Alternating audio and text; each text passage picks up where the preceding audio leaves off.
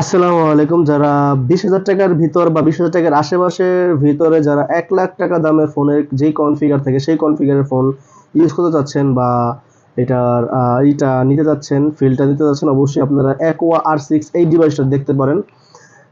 কারণ হচ্ছে এই ডিভাইসটা হচ্ছে 12 জিবি স্টোরেজের সাথে 128 জিবি রোম পাবেন, 5000 এমএএচ ব্যাটারি এবং কি এটার স্ন্যাপড্রাগন 888 5G প্রসেসর। আর ডিসপ্লে কথা যদি এক কথায় বলি, অ্যামোলেড ডিসপ্লের সাথে এটা পাবেন আপনারা 240 হার্টজের একটা বিগ রিফ্রেশ রেট।